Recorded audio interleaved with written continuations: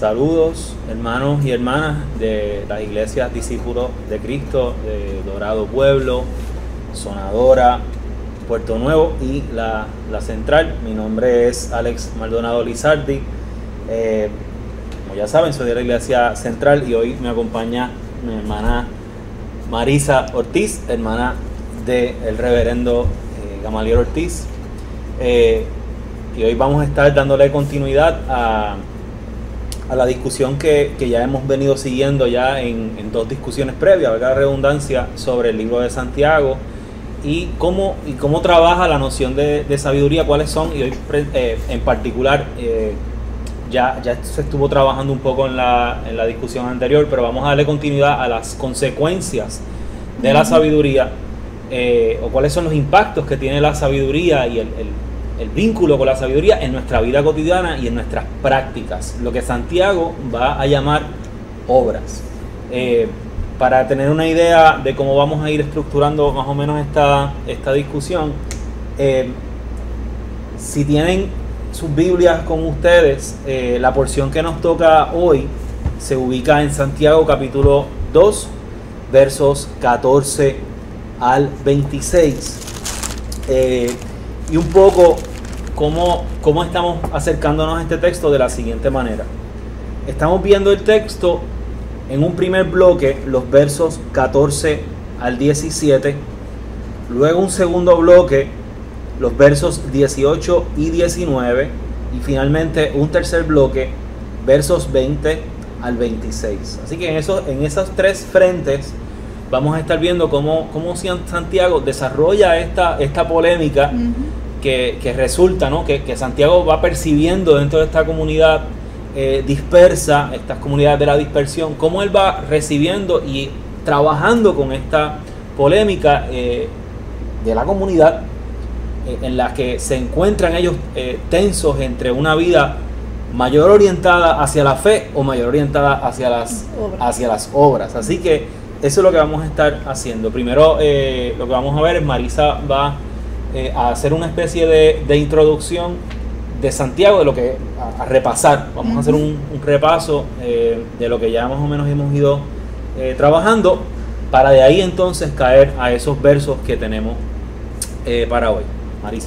Vamos a ir un poquito, saludos hermanos y hermanas, vamos a ir un poco hacia atrás, ¿verdad? Para crear un marco que nos ayude entonces a enfocarnos en lo que es el tema o el centro de la lección de hoy, que se centra en el capítulo 2, los versos, como ya dijo Alex, del 14 al 26. Y entonces vamos a hablar unas cosas, primero a mencionar unas cosas que tienen que ver con los versículos anteriores a estos versículos que nos tocan hoy. Nosotros vimos que en el capítulo 1 de Santiago comienza esa apertura del capítulo con una salutación. Y esa salutación es una fórmula, ¿verdad? Con una que otra variación y con un elemento distintivo al que hemos visto en otras cartas, ¿verdad? El inicio de esta carta se parece un poco más a los inicios por ejemplo, de Primera de Pedro. Ajá. De Primera de Pedro, que menciona el asunto de los expatriados de la dispersión. Y añade eso, pero es más específico que Santiago porque menciona unas regiones, unos pueblos en particular: Ponto, Galacia, Capadocia, Asia y Bitinia, ¿verdad? Pero en este caso, pues, vemos que Santiago se dirige a la diáspora, a un pueblo demográficamente disperso, ¿verdad? A unos cristianos, a una comunidad cristiana dispersa que Santiago no ubica, como ya dije, en una localización geográfica precisa, pero a quienes llama hermanos míos. Y esa frase también con unas variantes las vamos a ver a lo largo de toda la carta. Que como Alex apuntó en la primera clase, ese asunto de hermanos míos es una insistencia constante de Santiago a la fraternidad. Porque también eso apunta a la necesidad que Santiago ve en que esa comunidad que está dispersa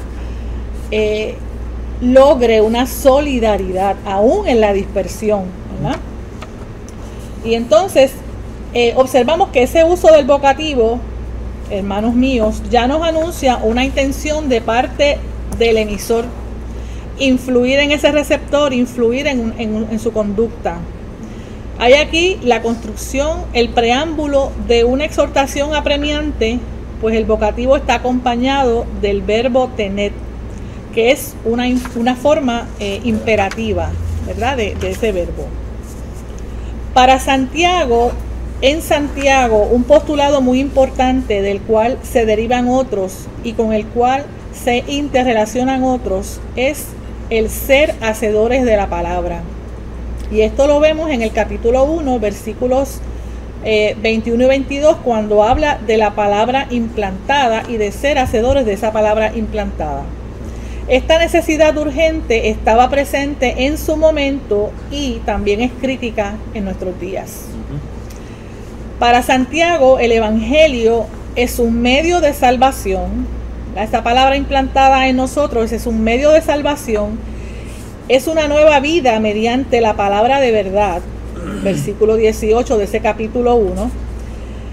Y ese Evangelio también, como dice el versículo 25 del capítulo 1, es la ley de la libertad o la perfecta ley. Y Santiago indica que en su cumplimiento, en ser hacedor de la obra, en eso radica la libertad. Y que vivir contrario a eso es falsificarnos a nosotros, ¿verdad? ¿Y por qué es falsificarnos a nosotros? Porque tenemos que hacer el enlace con el asunto de que cuando Santiago menciona el Evangelio como medio de salvación y como nueva vida mediante la palabra de verdad, él engarza eso, ¿verdad? Une eso con que somos hechura de Dios. Y entonces en esa línea, si nosotros no acogemos esa palabra y esa ley de libertad como debe ser, nos falsificamos en ese sentido, ¿verdad? Y entonces en ese hacer la palabra encierra dimensiones éticas, dimensiones sociales y dimensión moral y dimensión social, como ya dije anteriormente. En Santiago también, desde ese capítulo 1, ya estamos viendo unas constantes en unos no de Santiago. Hay unos no de Santiago a la indecisión, a la inconstancia, al discrimen, al descontrol de la lengua, y esos asuntos, como Alex bien dijo en la primera clase, que aparenta ser Santiago un archipiélago de distintos asuntos, ¿verdad? Pues él los retoma en distintos capítulos y los va explicando, los va detallando más, los va desarrollando más. Podemos vincular esto con el énfasis de Santiago en la importancia de las obras como elemento fundamental de la expresión de la fe. Podemos hablar de la fe, explicar la fe, definir componentes de la fe, pero para Santiago la fe se hace efectiva en su manifestación práctica. Esto es eficacia en la vida, en la cotidianidad, en un cristianismo encarnado y concreto. No estamos abstraídos de la realidad porque hayamos abrazado el Evangelio, ¿verdad? Estamos viviendo en el aquí y en el ahora. Y en el aquí y en el ahora necesitamos concretizar ese asunto de lo que es el Evangelio y la fe.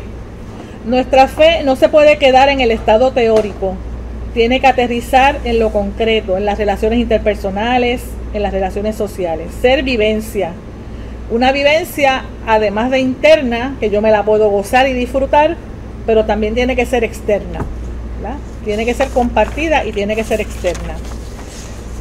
Quiero añadir algo con relación a las palabras y al lenguaje. Nosotros usamos las palabras, abusamos de las palabras, abusamos con las palabras. La palabra dicha tiene impacto de obra también. Ese refrán que uno escucha por ahí que dice que a las palabras se las lleva el viento. Las palabras no se las lleva el viento, las palabras se quedan sembradas en la mente, en el corazón y físicamente.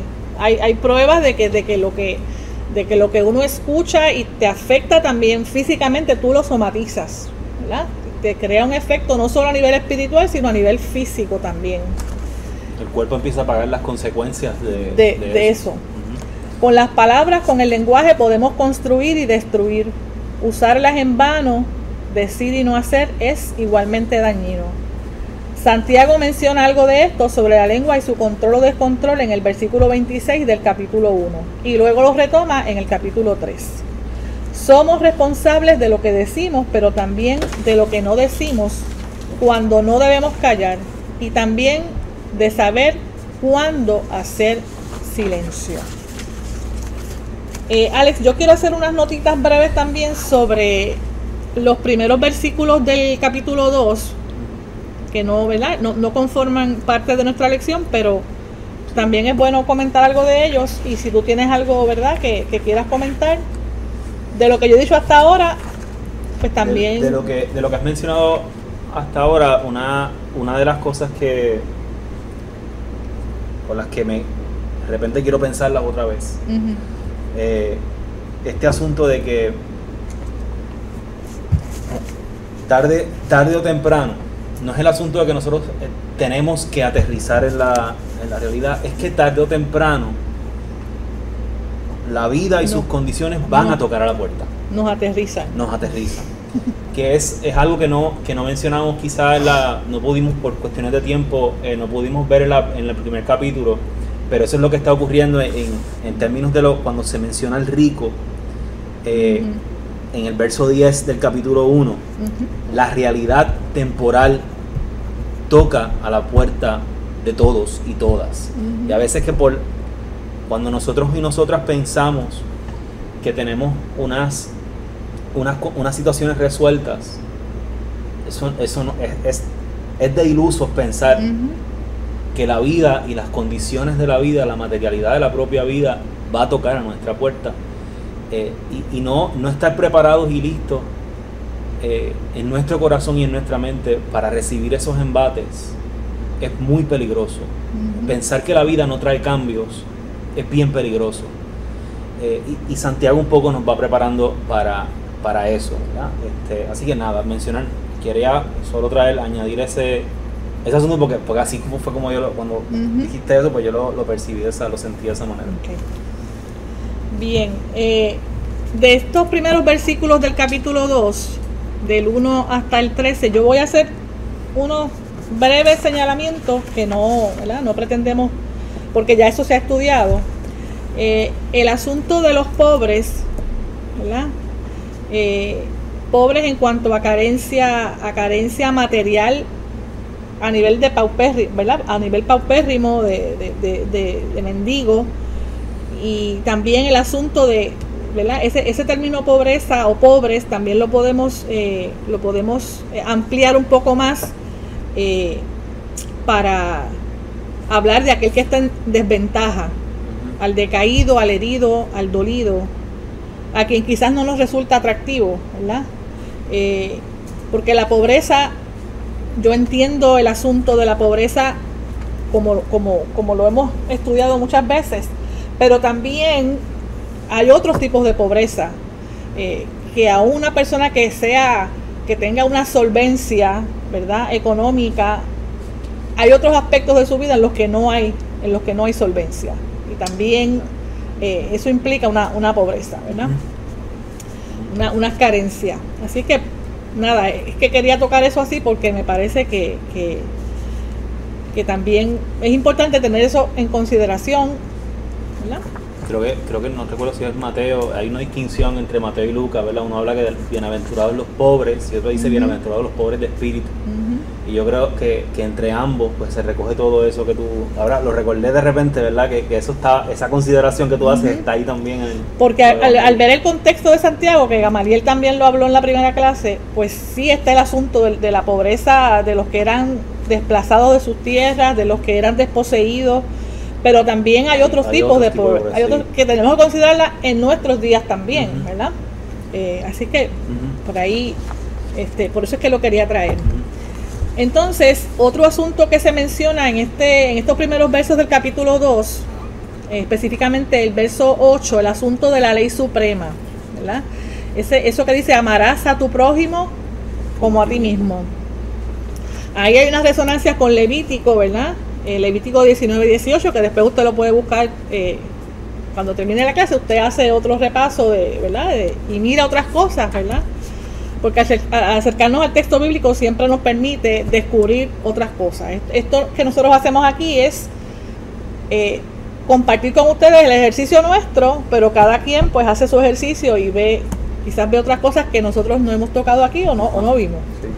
Así es que Levítico, ver Mateo 22 del 36 al 40 y Romanos 13 del 8 al 10. Esas son unas lecturas que usted puede luego hacer para el asunto de amarás a tu prójimo como a ti mismo. Es importante entender, ¿verdad?, el contexto, como ya dije, de este libro. Así es que, como también dijo Alex en la primera clase, Santiago está escribiendo para unos creyentes que todavía están muy imbuidos en su ley y sus tradiciones hebreas, ¿verdad? Así es que eso también no lo podemos perder de perspectiva. Otra cosita que quiero señalar antes de comenzar propiamente con nuestros versículos de la clase nuestra, es que Santiago reprueba y señala como nefasto introducir dentro de la iglesia misma el sistema de privilegios y opresión que tanto mal hacen en la sociedad. Eso está capítulo 2, versículo 6, ¿verdad? Moldear la vida congregacional acorde con los patrones de la sociedad y no según los del Evangelio. El asunto del discrimen, ¿verdad? Santiago capítulo 2, versículos 2 al 3. Y como me dijo Alex en una llamada telefónica que tuvimos días previos a esta grabación, hay obras que no deben ocurrir. Tú me dijiste eso. Hay obras que no deben ocurrir.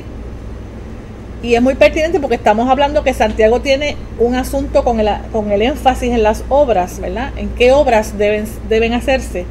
Pues Alex me dice, hay obras que no deben ocurrir. Y es obra salvaguardar la dignidad humana. Y todo eso tiene que ver con, ¿verdad?, con ese versículo, esos versículos 2 al 3 que hablan sobre el discrimen. Si quieres comentar algo sobre eso que tú me dijiste. Bueno, lo que yo dije, tú lo recuerdas, yo no lo recuerdo, ¿verdad? Pero naturalmente vino otras cosas que tú estabas comentando en esa llamada telefónica. El asunto de la oposición fe-obras en Santiago es algo que nosotros conocemos muchísimo.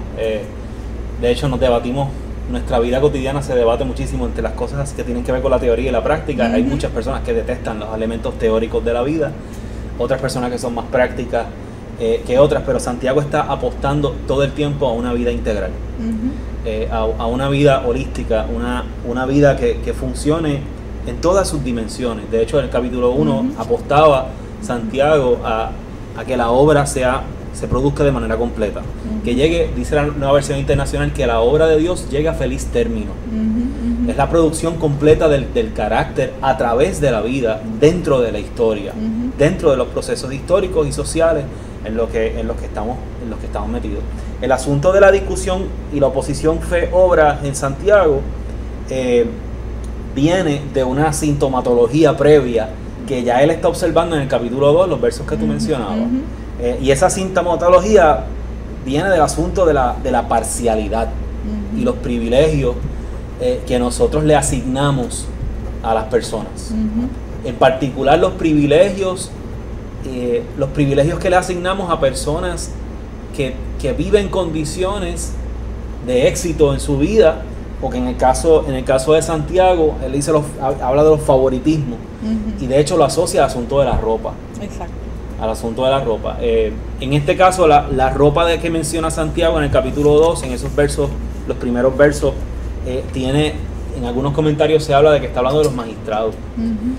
Razón por la cual habla más tarde y dice, esos son la gente que te puede meter presa y tú los admiras.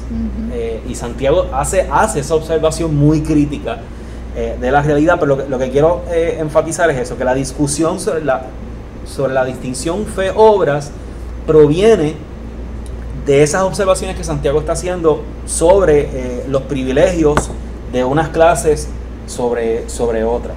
Entonces una serie de preguntas, ¿no? ¿Qué nos hace pensar que somos superiores a otros? ¿Qué cosas y qué condiciones de la vida nos llevan a pensar que nosotros tenemos privilegios, o nos llevan a pensar que nosotros estamos por encima de otros.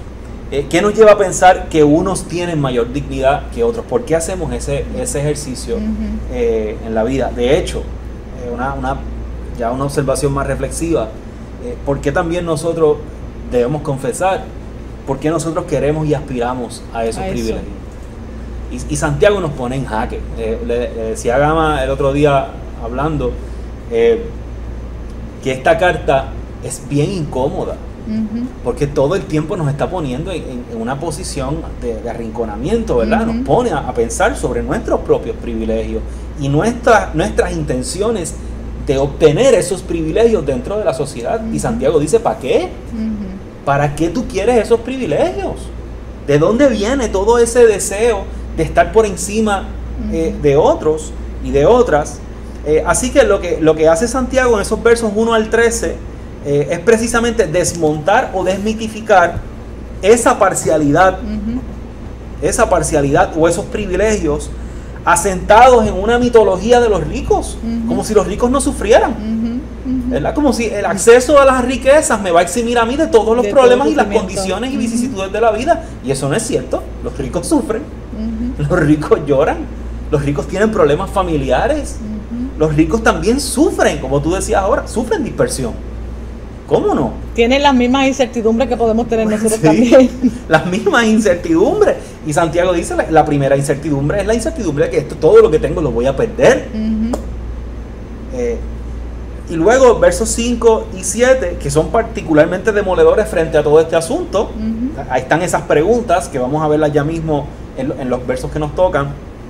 ¿Acaso no escogió Dios a los pobres de este mundo? Hay la preferencia de Dios por los pobres, que se ve a través del texto bíblico.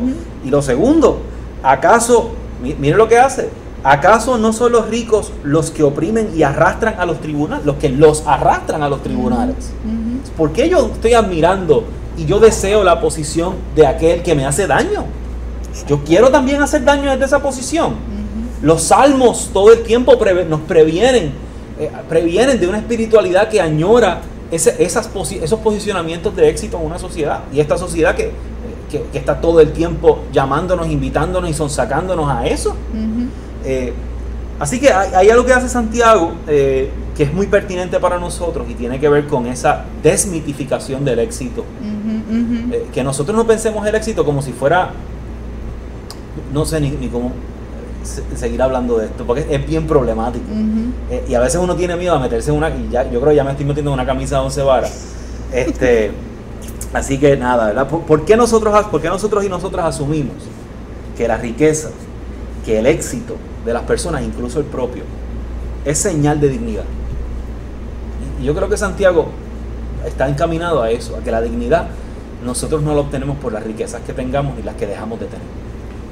La dignidad tiene otra carne. La dignidad, exacto. Y por ahí yo creo que va el asunto de esos versos 14 al 26, va trabajando con eso, que no es algo que nosotros obtenemos por medio de nuestras riquezas, no es algo que compramos, es algo de nosotros que tiene que ver con nuestro obrar en la vida. Toda esa problematización que plantea Santiago, con eso que tú estás hablando de los ricos, de los pobres, es una de las razones que yo leí por las cuales Santiago tardó en entrar en el canon. En el canon bíblico, por ese asunto mismo de que tocaba como uno dice, toca unos puntos o unos callitos que molestaban, ¿verdad? Bastante. Y entonces pues eso le ocasionó unos cuantos problemas en cuanto a eso. Vamos entonces a esos versos 14 y 17 entonces.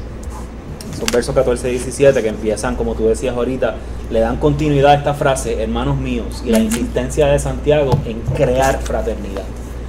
En medio de esa dispersión, apostar todo el tiempo, apostar a la fraternidad de los seres humanos, a que sí podemos vivir juntos, que sí podemos vivir en comunión. Así que vamos por ahí, hermanos míos, y empieza con las preguntas. Es una porción llena de preguntas. Llena de preguntas. ¿Verdad? Y vamos, que tú habías anotado por ahí. Bueno, vamos a empezar. Este versículo, ¿verdad? Hablando del versículo 14, de ahí en adelante, este versículo cuestiona directamente, nos confronta con el valor fundamental de la fe, lo que ésta es y representa para y en nuestra vida.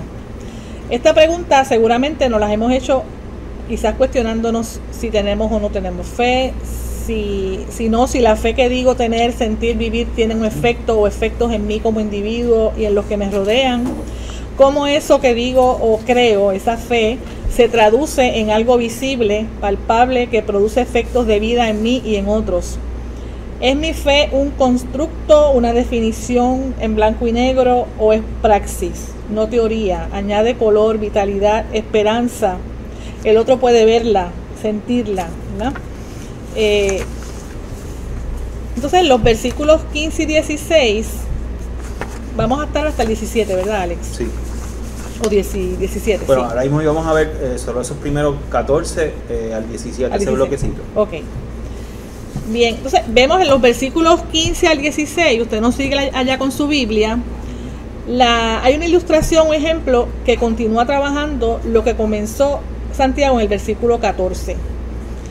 Fíjense, este ejemplo es algo bien cotidiano y cercano, no es nada rebuscado, ¿verdad? Va a lo concreto. Si alguien tiene frío, desnudez, está necesitado del sustento diario, y a usted le puede poner a eso otras circunstancias, ¿verdad? En estos días que hemos visto todos esos visuales de los estragos que ha ocasionado la tormenta Isaías, pues podemos seguir enumerando muchas cosas, ¿verdad? De personas en necesidad apremiante. Si alguien tiene frío, está desnudo y necesitado del sustento diario, y tú o yo pasamos de largo, le decimos alguna frase o palabra inconsecuente de las muchas que no tienen efecto o consecuencia, pues eso no sirve de nada, ¿verdad? Pueden ser hasta contraproducentes, porque hay un disloque entre lo que yo digo y lo que hago, ¿verdad? O lo que creo. Porque es el asunto de la fe, ¿verdad? Y entonces en ese sentido yo creo un disloque, trunco una posibilidad de ser el instrumento que haga concreta la expresión del reino de Dios entre nosotros, ¿verdad? Porque para Santiago tiene que haber una conexión entre el hablar y el actuar, ¿verdad? Porque ahí hay un efecto bidireccional para quien necesita y para quien no hace lo debido, ¿verdad? Y Santiago trabaja varios binomios en este libro, ¿verdad? En esta carta.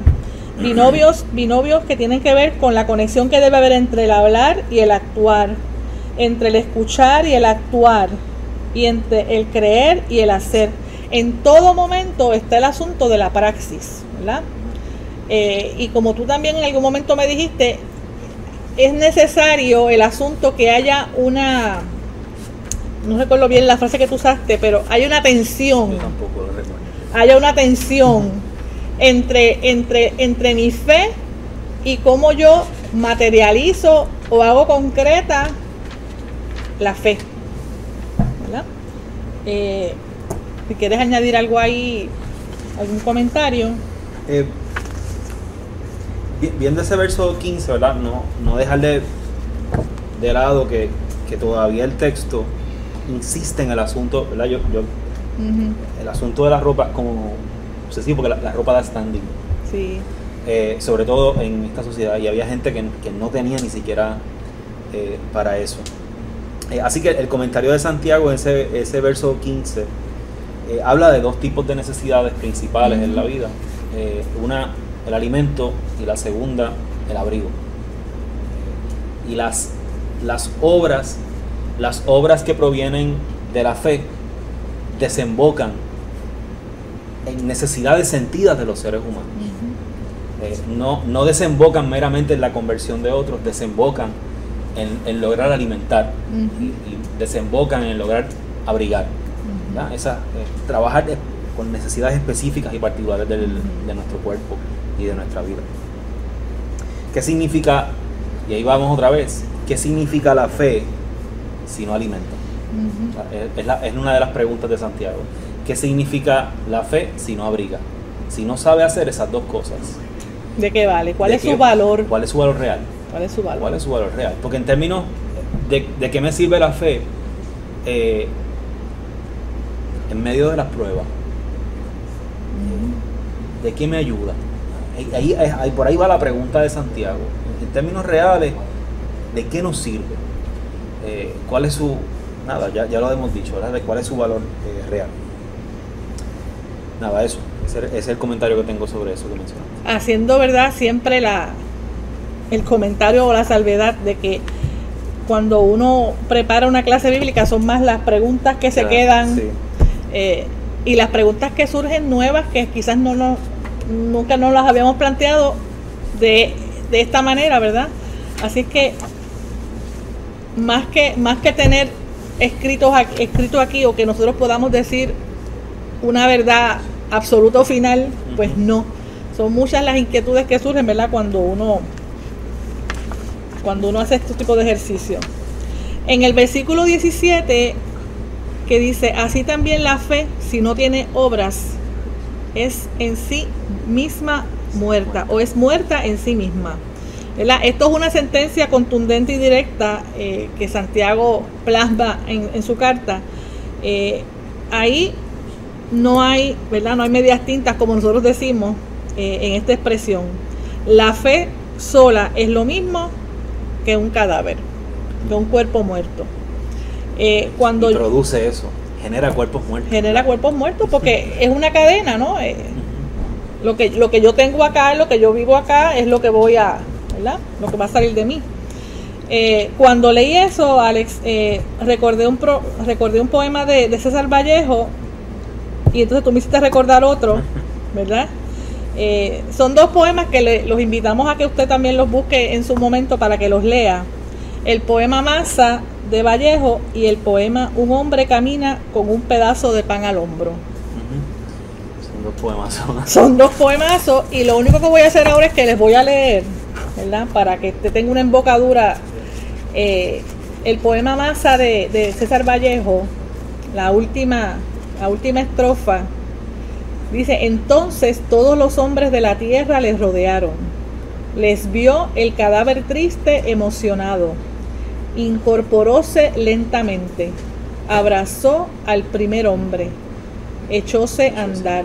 Cuando usted lo lea se va a dar cuenta, ¿verdad?, de que en esta última estrofa el silencio, fíjate, yo observo el silencio solidario que hay en esa estrofa, ha podido más que los ruegos anteriores que se han hecho para que ese hombre se levante, para que ese cadáver se levante y vuelva a la vida. Y finalmente el asunto del amor está presente ahí. El amor vence la muerte. Por eso es que ahorita cuando yo hablaba del asunto de la ley suprema, ¿verdad?, te ama a tu prójimo como a ti mismo, es que eso no puede estar desvinculado de nosotros en ninguna cosa que nosotros hagamos o digamos creer, ¿verdad? La apuesta de Santiago aquí no va orientada a establecer una importancia de una sobre otra.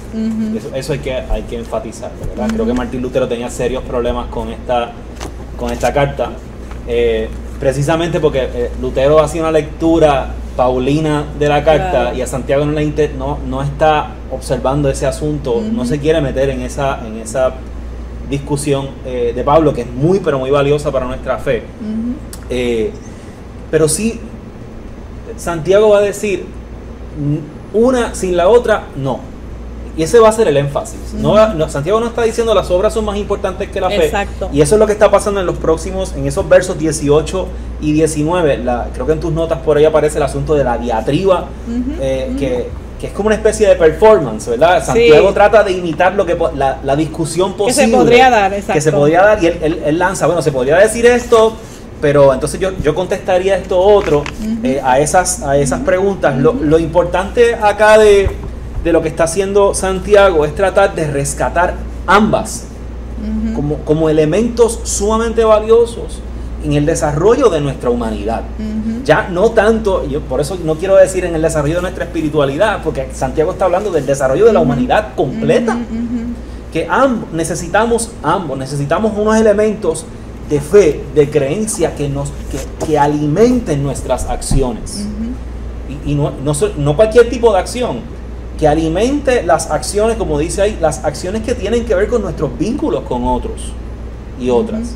Son ese tipo de acciones. Y ahí menciona el verso 17 y 18. Tú mencionabas ahora, lo citabas, el verso 17. La fe por sí sola, si no tiene obras, está muerta. Pero es que también la fe por sí sola puede matar. Claro. La fe por sí sola mata a Jesús. La fe por sí sola acaba con el propio Santiago. Acaba con varios de los apóstoles. La fe sola. Ahora, ¿de qué obras está hablando Santiago acá? Santiago no está hablando de las obras de la ley, no está hablando de todo el asunto, todo ese engranaje de la tradición. Santiago ni está ritual, hablando, ni meramente ritual. Meramente ritual, exacto. Santiago está hablando de obras muy específicas. En el capítulo 1 cierra hablando de del atender a los huérfanos, a las viudas, etcétera, ¿verdad? Conservarse limpio de la corrupción del mundo. De obras que nos ayudan a distinguirnos de los demás, a no seguir la rueda de opresión del mundo, de no ser partícipes de eso. Las obras a las cuales Santiago se dirige son a ese tipo de obras. Por eso es que cuando Lutero hace la lectura, Gama decía, se pierde, está como perdido en otro palomar. Y por ahí va a continuar, ¿verdad? ¿Tú crees que, después viene una pregunta que es importantísima, ¿tú crees que hay un solo Dios? ¿Verdad? Y me gustaría que ya vayamos entrando a los últimos dos ejemplos que él trae.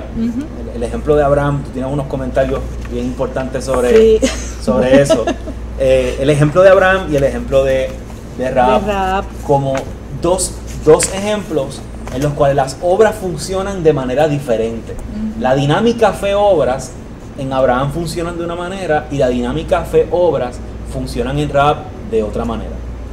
Bueno, cuando yo leí, ¿verdad? Esos dos ejemplos, esos dos versículos, los versículos 21 al 23 específicamente, para que usted se ubique, 21 al 23, y de ahí seguimos hasta el 26, ¿verdad?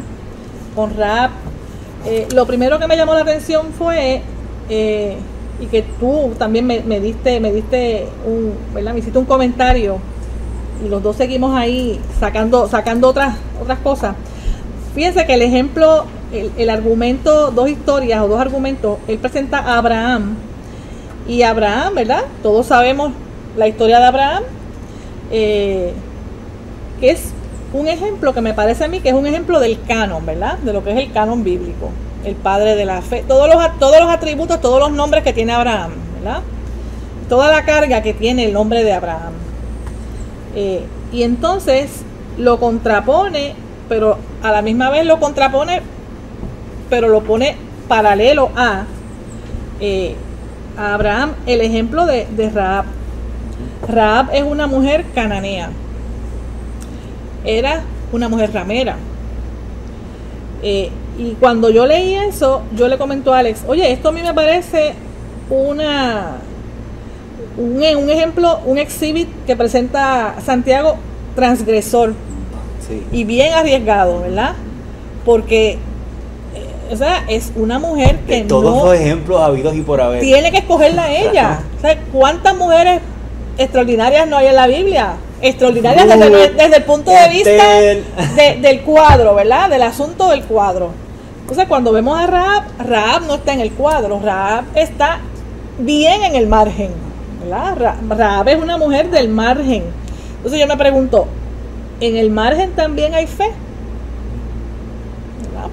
Porque ella, ¿qué movió a esa mujer a hacer lo que hizo? Y usted pues lea eso de Rahab, que no es muy, no es una historia muy larga, pero así es que eso fue lo más que me llamó la atención a mí, fue de eso, más que yo poder hacer algún otro comentario más. Dice el texto, ella fue declarada justa por las obras. Cuando hospedó a los espías y los ayudó a huir por otro camino. Y termina diciendo el texto, pues como el cuerpo sin el espíritu está muerto, así también la fe sin obras está muerta.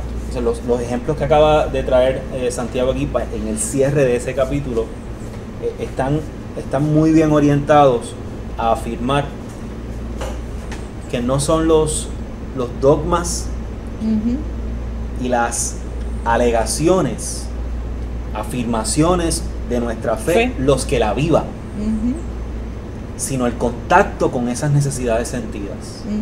La capacidad de Rahab de identificar la necesidad de esos espías, de que estaban bajo asedio, y de ayudarlos a salir. Por ejemplo, ahora tú traes ese ejemplo tan duro, ¿no? Quisiera un poco ya para ir cerrando, traer nuevamente el asunto de la duda. Ante la duda y nuestras dudas reales en momentos de prueba, como lo estamos viendo aquí, estamos viendo a hermanos en la fe que están dudando si sus obras valen la pena. Ante la duda, Santiago dice, vale la obra. Ante la duda, obra. Ante la duda sobre la fe misma, obra. Porque la obra vivifica nuestros cuerpos. Es lo que va a hacer que camine esa fe. La fe que traes ahorita el poema de César Vallejo.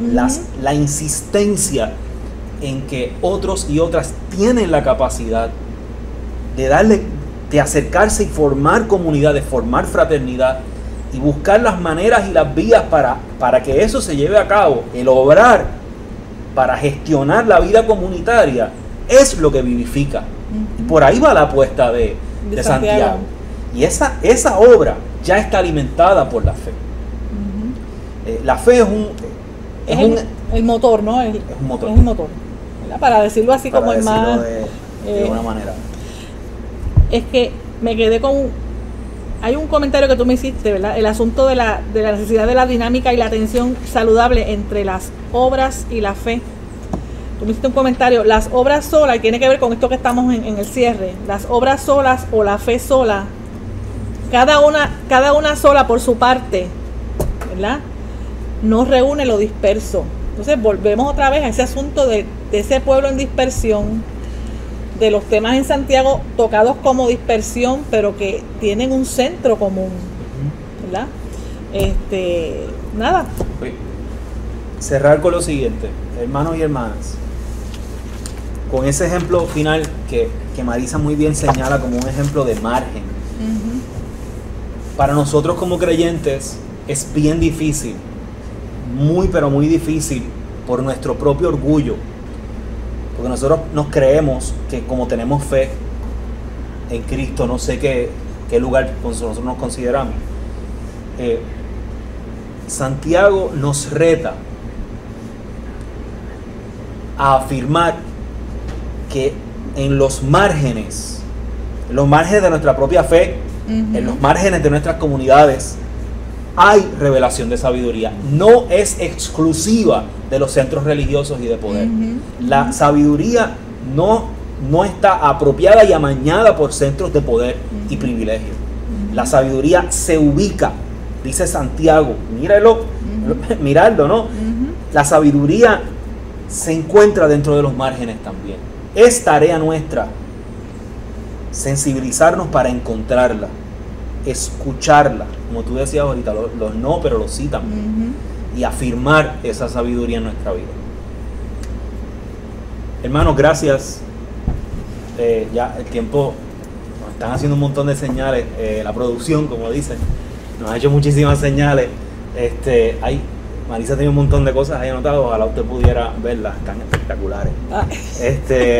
Les agradecemos su atención, ¿verdad? Y esperamos que nuestro compartir con ustedes de lo que ha sido para nosotros la reflexión de estos versículos, pues sea de provecho, y que creen ustedes otras inquietudes que los muevan a seguir escudriñando el texto bíblico. Dios les bendiga. Dios les bendiga.